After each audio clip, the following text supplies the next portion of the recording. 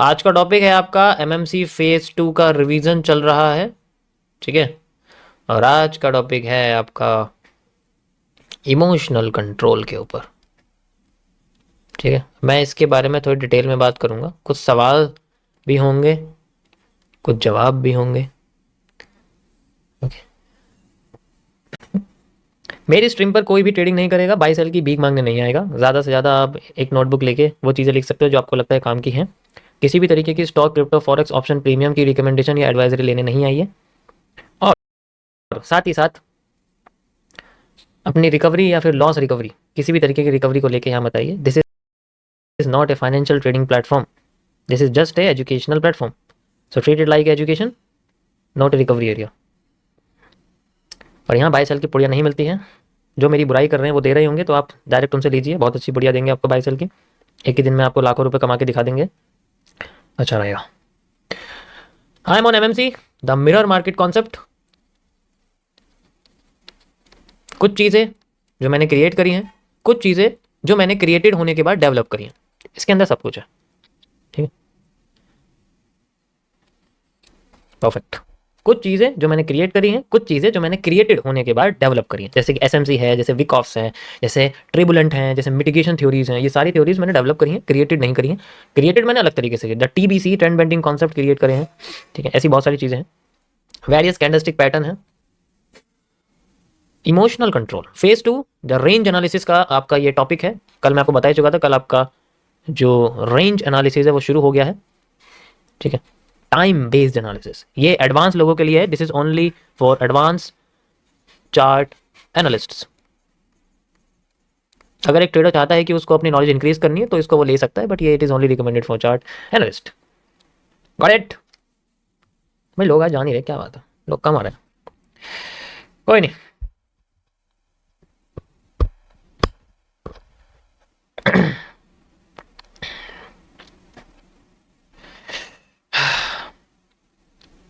शुरू करें।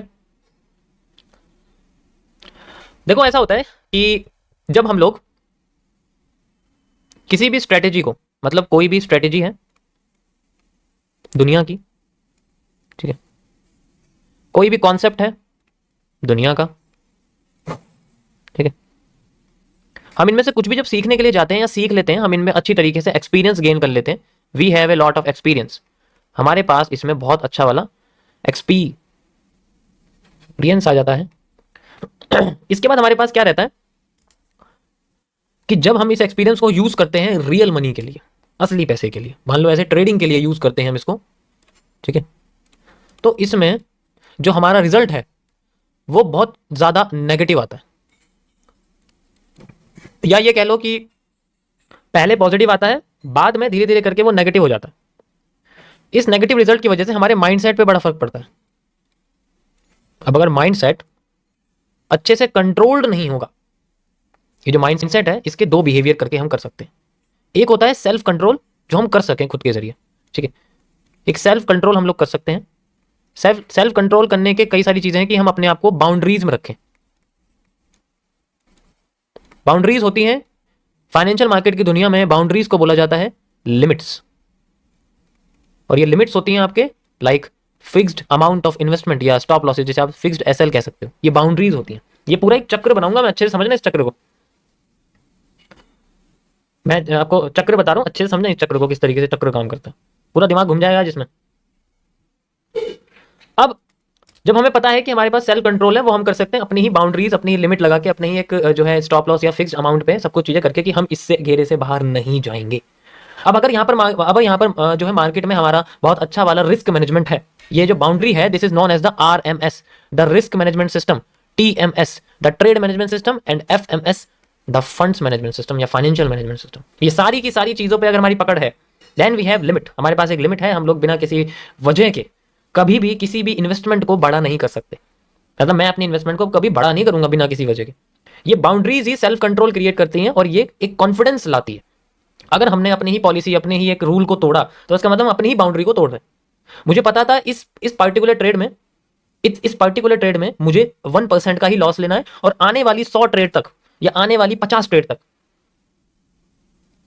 मुझे सिर्फ अपना 1% का ही लॉस लेना है। मैं तुम्हें एक चीज बताता हूं, इस दुनिया में कई कई तरीके के लोग हैं ट्रेडर, जो अपने पैसे को एक ट्रेड में भी डबल कर देते हैं, कुछ ऐसे हैं जो अपने पैसे को 10 ट्रेड में भी डबल कर देते हैं, कुछ ऐसे हैं जो अपने पैसे को 25 ट्रेड में भी 50 ट्रेड में भी डबल कर देते हैं। तो ये जो फर्क है कि इतने कम ट्रेड में भी बंदे अपना पैसा डबल कर देते हैं, वो टाइम इंक्लूड हो जाता है, रेंज आ जाती है, रेंज एनालिसिस आ जाता है कि वो एक ट्रेड के लिए कितने समय से बैठा हुआ है।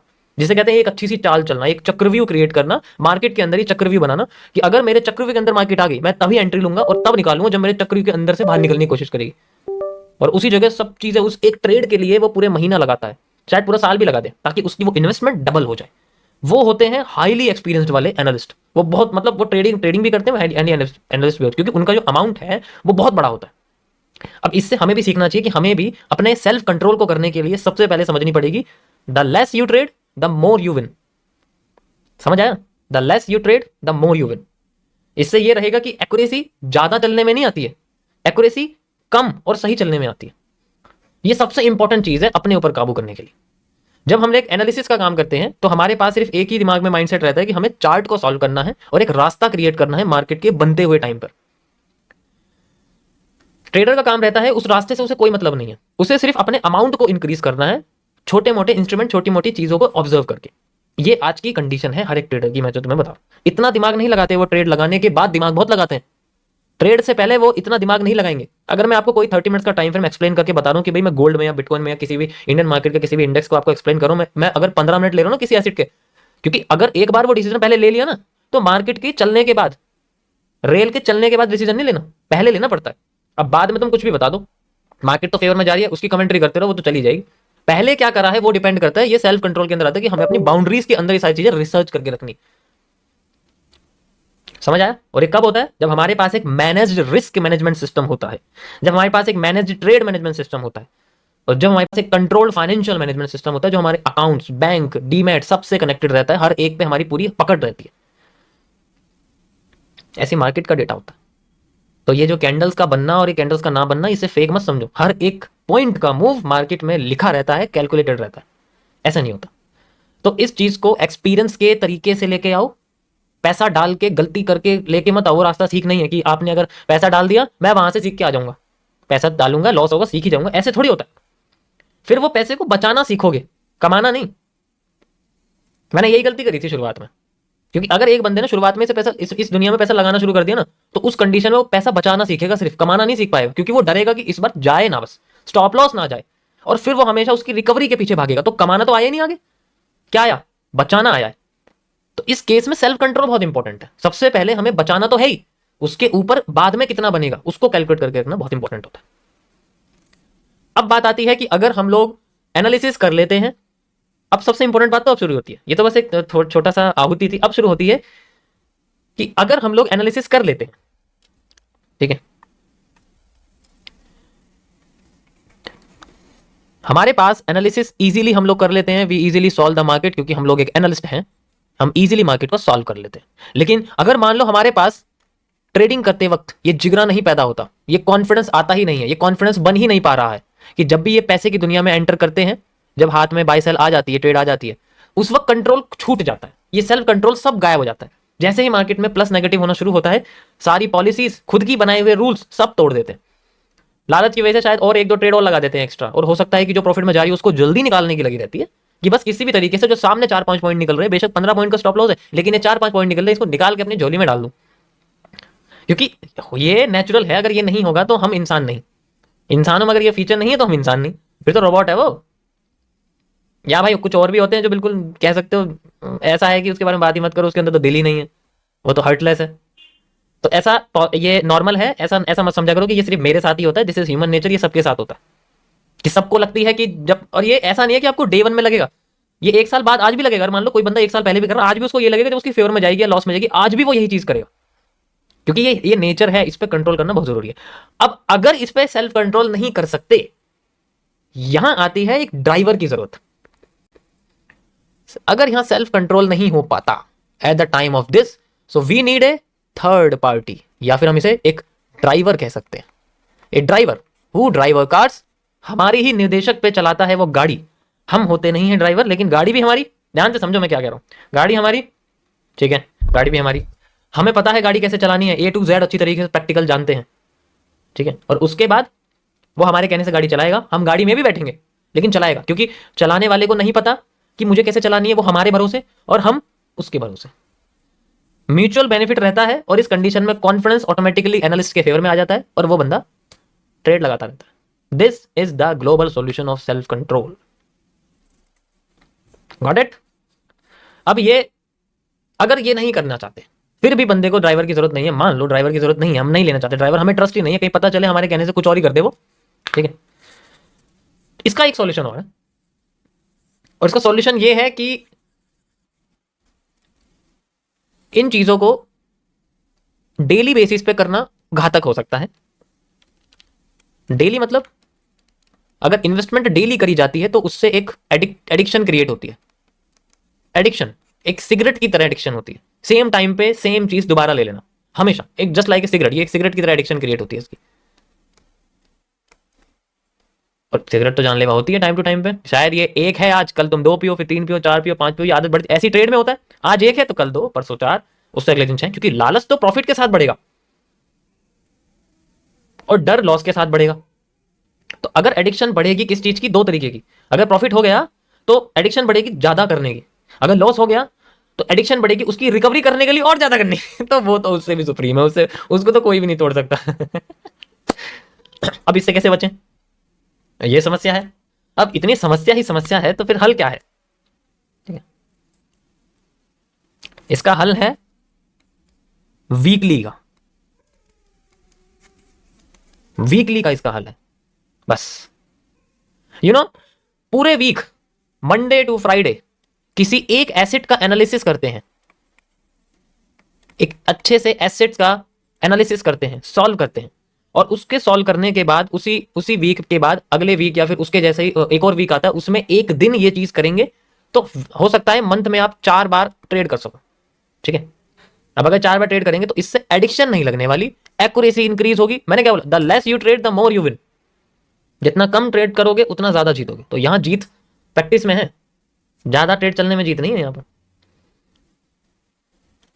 तो एक परफेक्ट सेटअप कभी भी डेली नहीं आता, ठीक है, परफेक्ट सेटअप कभी भी डेली नहीं आता, लेकिन डेली लॉस भी नहीं आता। ये हिस्सा मैंने ट्रेडिंग के कॉन्सेप्ट से बताया है, आधा हिस्सा मैंने एनालिसिस के कॉन्सेप्ट से बताया। ये है गाइस आज आपका topic, the self control, emotional control, MMC phase 2, that's it. I hope आप लोगों को इसमें थोड़ा बहुत समझ में आया होगा।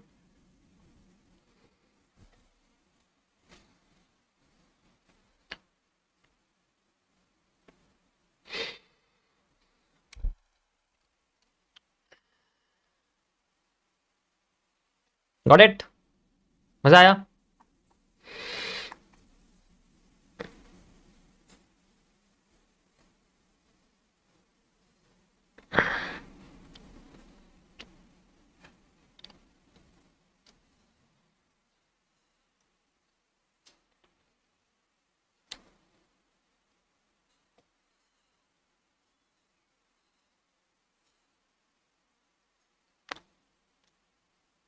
स्क्रीनशॉट ले लो अगर लेना है तुम्हें।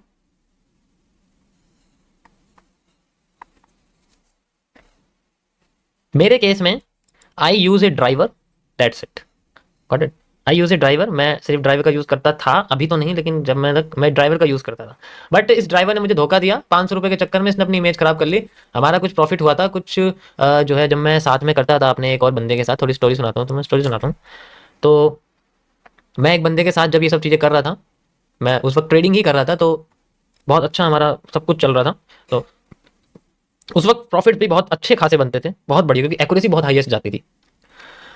कभी कभी होता था कि नेगेटिव है, लेकिन ज़्यादातर केसेस में पॉजिटिव होते थे। तो हुआ क्या कि जब हमारा कैपिटल के हिसाब से, ठीक है, तो हमारा कुछ 34,000 का कुछ प्रॉफिट था हमारा, ठीक है, ये प्रॉफिट था हमारा, और इस प्रॉफिट को स्प्लिट करना था। जब भी डेली प्रॉफिट करते थे इसको स्प्लिट करते थे। अब इसमें स्प्लिट होता था जैसे 35,000, अब इसमें 17,500 का टोटल स्प्लिट था, एक उसे और एक मुझे, ऐसे मिलना था। तो अब इसने क्या करा, इसने टोटल 18,000 अपने पास रख लिए और मुझे मिले सिर्फ 17। अब 500 रुपए के चक्कर में लड़ाई होगी दोनों में, मुझे मेरे 500 रुपए दे, मुझे मेरे 500 रुपए दे। मैं कहने लग गया, वो कह रहा नहीं अभी नहीं होंगे, टाइम लगेगा मिलने में, टाइम लगेगा मिलने में। मैंने कहा भाई दे दे, 2 दिन हो गए नहीं दिए, 3 दिन हो गए नहीं दिए, 4 दिन हो गए नहीं दिए। अब उस वक्त उसके पास भी जल पड़ी थी, मेरे पास भी जल पड़ी, इन दोनों में लड़ाई हो गई। अब मैं दूर आराम से बैठूं, चलो पहले इनकी कहानी सुन लेते हैं। जब वो जल परी एक दूसरे से लड़ने लग गई, उसके बाद फिर उसके बाद 1 हफ्ते बाद उसने अपने आप ही पता नहीं कैसे मुझे जो है पैसे ट्रांसफर कर दिए। तो मैंने सोचा शायद इनके बीच में क्योंकि 1 हफ्ते तक मेरी कोई बात ही नहीं, क्या हुआ, मैंने पूछा भी ऐसा क्या हो गया, ऐसा क्या बोला, तो कोई जवाब नहीं दिया कि कुछ नहीं हुआ, कोई दिक्कत नहीं है, सब सेट है। मैं अच्छा, मैं चलो 1 हफ्ते बाद मेरे अकाउंट में चुपचाप वो पैसे आ गए थे। तो कभी कभी ऐसा हो जाता है, लालच में लोग, तुम्हारा जो ड्राइवर है वो कभी कभी ऐसा कर सकता है, इसलिए मैं आपको बता रहा हूँ, दिस जस्ट ड्राइवर थिंग्स हो चुका है, तो इसलिए मैंने ड्राइवर रखना बंद कर दिया। कनेक्ट कर सकते हो, मैं क्या करूँ। ओके, मैंने बोला मैं चलो 1 हफ्ते बाद देना कोई बात, उसने सीधा मना ही कर दिया। अब नुकसान किसका, ड्राइवर का या नॉलेज चलाने वाले का। अब नुकसान फिर भी उसका था, क्योंकि मेरे बिना कर ही नहीं सकता था, मैं कहता था वो वैसे चलता था, सारी कैलकुलेशन मैं करता था, कब कितना चलना है, कब कैसे करना है, पूरी नोट में पूरी कैलकुलेशन होती थी, क्या स्ट्रेटेजी चलनी। मैं हमेशा 10% बताता था, 90% छोड़ देता था। मुझे पता है कल को अगर ये ड्राइवर धोखा दे गया, जो कि हो ही गया था, तो उसका कुछ ना कुछ तो नुकसान उठाया। 500 रुपये के चक्कर में उसने $1 million छोड़ दिए। तो चलो कोई बात नहीं भाई, अगर देख रहे हो तो अब भी कह 500 रुपये वापस दे ले भाई, अगर चाहिए तेरे को। ओके, सो अब बात करते हैं इससे आगे की चीज। तो हमें अगर हमारे पास अगर पता लग गया, ठीक है, कि हमारे पास कंट्रोल है, माइंड में भी कंट्रोल है, सेल्फ कंट्रोल भी है, सारी चीजें हैं, लेकिन एक सिस्टम, इन सब चीजों का एक सिस्टम, क्या परसेंटेज होती है एक सिस्टम की, एक लक की, वो मैं आज आपको इसके इमोशनल कंट्रोल का टॉपिक है, ये बहुत बड़ा है, कैसे काम करता है, यू कैन सी इजीली।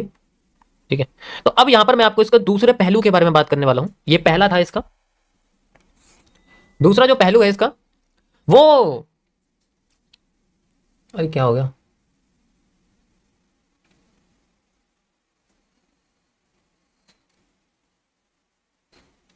हम्म, अब ध्यान से सुनना इस पॉइंट को। यहां पर जब हमारे पास चीजें हो सारी समझने के लिए, सीखने के लिए, सब कुछ हो, पूरा कॉन्सेप्ट, स्ट्रेटेजी, सब कुछ हो, तो उसकी एक परसेंटेज क्या हो सकती है। ऐसा हो सकता है कि किसी भी चीज को बनाने के लिए कई सारी इंग्रेडिएंट्स की जरूरत पड़ती है, तभी वो जाके काम करती है। तो इस केस में कुछ इंग्रेडिएंट्स हैं।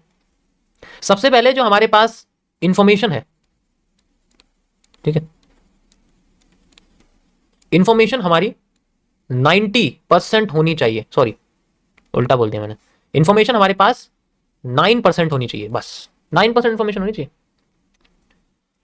एक्सपीरियंस, या फिर आप कह सकते हो इस इंफॉर्मेशन से करी गई कारीगरी, स्पेलिंग गलत हो सकती है देख लें, एक्सपीरियंस, या फिर आपको इसके ऊपर बिताया हुआ टाइम, स्पेंट टाइम,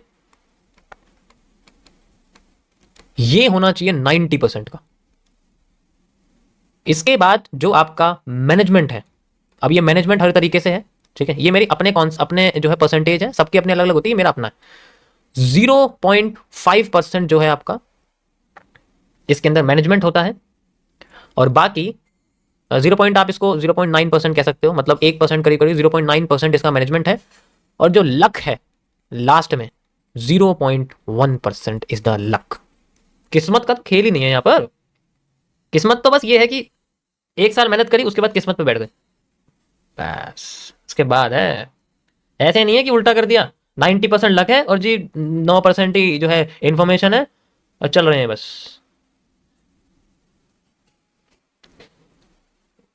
तो यहाँ जो है ये क्रिकेट बैटिंग की साइट नहीं है जो मैं तुम्हें सिखा रहा हूँ, कि तुम्हें ऐसे प्रिडिक्शन के लिए लक की जरूरत है, या कलर ट्रेडिंग वाला कॉन्सेप्ट नहीं है ये। मैं बिलियनर मार्केट के बारे में नहीं बता रहा, मैं छोटी मोटी मार्केट के बारे में बताऊँ, तो ये ऐसी चीज़ों के बारे में नहीं बात करेंगे हम लोग फिलहाल के लिए। अभी जो मैनेजमेंट है इसका भी अलग कंट्रोल है, क्योंकि ये इंपॉर्टेंट है।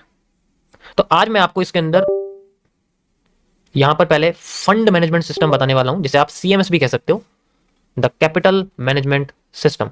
ये इसी के अंदर आता है, ठीक है। इसे जितना ज्यादा आप याद रखोगे उतना ज्यादा ये हेल्प देगा, ये मेरा अपना मानना है। CMS, the capital management system. मेरी लैंग्वेज सबको समझ में आ रही है, सर के ऊपर से तो नहीं जा रही। अब भाई जिसको हिंदी नहीं आती तो तुम्हें हिंदी सीखनी पड़ेगी, क्योंकि मैं तुम्हारी लैंग्वेज नहीं सीखूंगा। या तो देश में आके 1 महीना रह लो, इंग्लिश की क्लास ले लो, हिंदी की क्लास ले लो, but I will not learn any of the language of your country.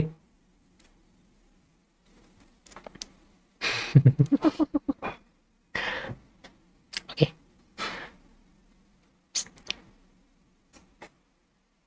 Capital management system. Okay, ये क्या होता है पहले सिस्टम समझो। ये होता क्या है कि अब मैं आपको ना ट्रेडिंग से रिलेटेड समझा रहा हूँ थोड़ा सा, मतलब फाइनेंशियल मैनेजमेंट बता रहा हूँ मैं, जिसमें मनी का इन्वॉल्वमेंट है, जिसमें एनालिसिस नहीं है, मनी का इन्वॉल्वमेंट है, वो मैं आपको बता रहा हूँ। अपना मेरा क्या मानना है, ये बस मेरा मानना है। दुनिया क्या मानती है मुझे उससे कोई लेना देना नहीं है, और तुम्हें भी लेना देने की कोई मतलब नहीं है।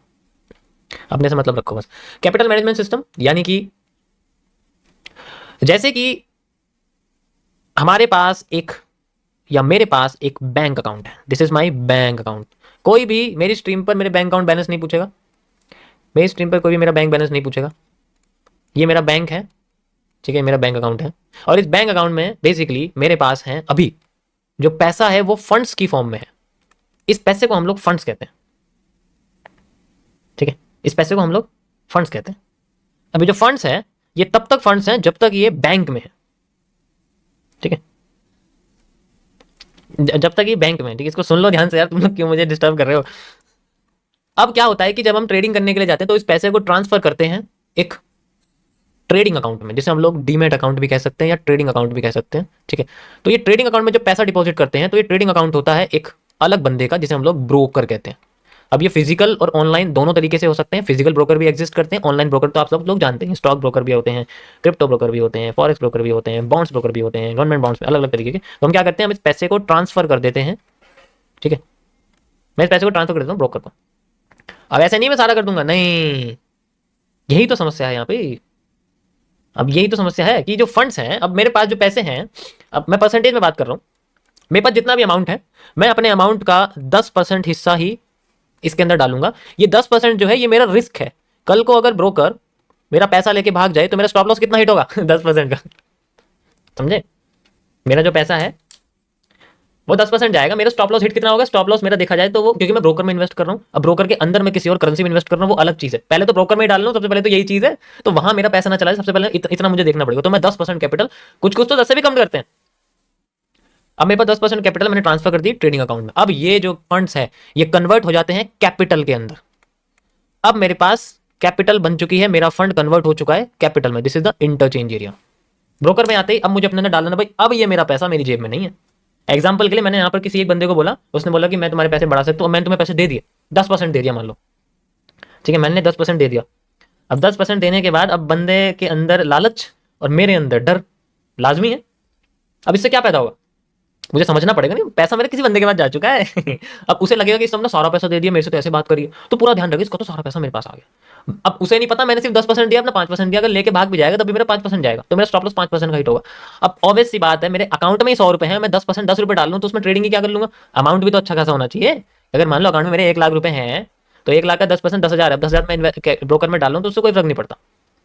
लेकिन 10,000 में मैं ट्रेडिंग कर सकता हूँ अगर मैं करना चाहूँ, धीरे धीरे करके स्लो स्लो तरीके से मैं कर सकता हूँ, ठीक है। तो अब यहाँ पर जब कैपिटल आ जाएगी, अब यहाँ से शुरू होता है। अब ये 10% कैपिटल मेरे यहाँ पर आके 100% मानी जाएगी, क्योंकि ब्रोकर के लिए तो 100% है मेरी। उसे तो लग रहा है मैंने सारा डाल दिया, ठीक है, उसे तो लग रहा है मैंने सारा डाल दिया, यस। अब यहाँ पर मेरी जो कैपिटल है, अब मैं यहाँ से शुरू करूंगा अपना नया कॉन्सेप्ट, जिसे मैं बोलूंगा RMS, the risk management system. ये थोड़ा अलग तरीके से होता है।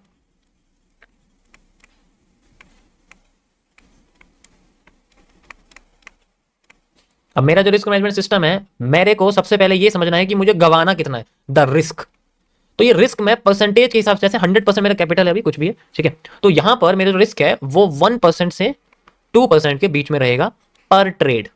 हर ट्रेड में मैं अपना जो प्रॉफिट है, लॉस है, मैं इतना देना चाहता हूँ, स्टॉप लॉस में इतना देना चाहता हूँ। अब वो कितना भी हो, अब वो मेरा 100 पॉइंट में 1% जाए या मेरा 10 पॉइंट पे 1% जाए, वो मैं कैलकुलेशन के हिसाब से सेट करूंगा, उतना मैं लॉट सेलेक्ट करूंगा, वो एक अलग चीज है।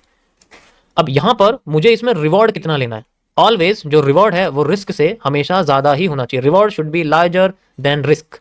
इसका मतलब कम से कम 3% से जो है ज्यादा ही होना चाहिए, रिस्क हमेशा ज्यादा होना चाहिए। 3% से रिवॉर्ड जो है हमेशा ज्यादा होना चाहिए, तभी तो पैसा बनेगा, वरना तो लॉस हो जाएगा ना। अच्छे, तो ये रिवॉर्ड का रिस्क। अब ये पोजीशन ढूंढनी पड़ेगी ना कि किस जगह पे मुझे मार्केट में 3% से ज्यादा प्रॉफिट मिल रहा है। कम होगा तो मैं नहीं लूंगा, मैं वो पोजीशन लूंगा ही नहीं, मैं वो एनालिसिस करने का ही नहीं जहां पर मुझे कम प्रॉफिट मिल रहा है, जहां पर मुझे कम।